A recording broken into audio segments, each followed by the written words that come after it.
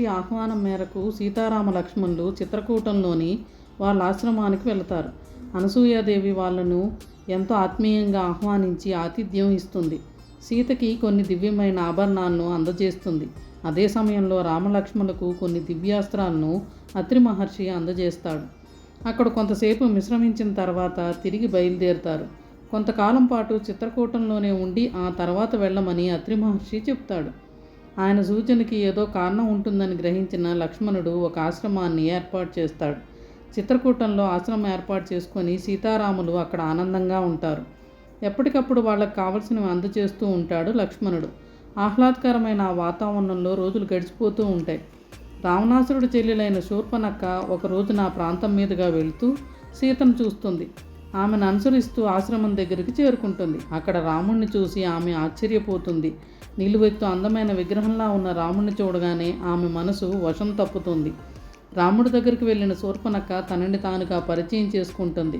తాను ఎవరన్నది చెబుతుంది. అతని పట్ల తనకు గల అనురక్తిని గురించి వివరిస్తుంది.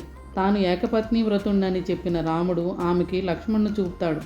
దాంతో ఆమె లక్ష్మణుడి దగ్గరికి వెళ్ళి అతని పట్ల తనకు గల వ్యామోహాన్ని గురించి చెబుతుంది. శూర్పణఖకు దూరంగా వెళ్ళడానికి లక్ష్మణుడు ఎంతగా ప్రయత్నించినా ప్రయోజనం లేకపోతుంది. దాంతో ఆయన తీవ్రమైన అసహనానికి లోనవుతాడు. తాను రాముడికి సంబంధించిన కర్తవ్య దీక్షలో ఉన్నానని, అందువలన వెంటనే వెళ్ళిపోమని లక్ష్మణుడు చెబుతాడు. ఆ మాటలను ఆమె ఎంతమాత్రమూ లెక్క చేయకుండా అతనికి మరింత దగ్గర కావడానికి ప్రయత్నిస్తుంది. దాంతో లక్ష్మణుడు కోపం వచ్చేసి ఆమె ముక్కు చెవులు కోసేస్తాడు.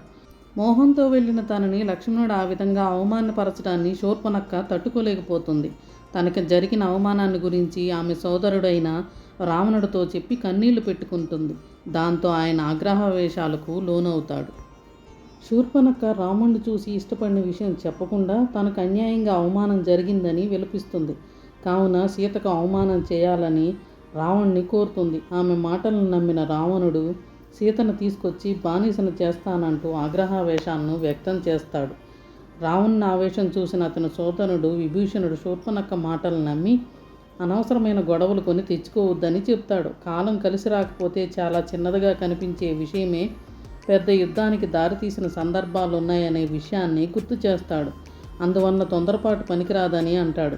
జరిగిన సంఘటనలో ఎవరిది తప్పో తెలుసుకోకుండా అవతలి వారి పరాక్రమం ఎంతటితో అంచనా వేయకుండా ముందుకు వెళ్ళడం భావ్యం కాదని చెప్తాడు. కోరి కయ్యానికి దిగడం వలన అనర్థాలు జరిగే అవకాశం ఎక్కువని హితవు చెప్తాడు. విభీషణుడి మాటలను రావణుడు కొట్టిపారేస్తాడు. తన సోదరుని అవమానపరిచిన వారిని అంత తేలిగ్గా వదలనని అంటాడు.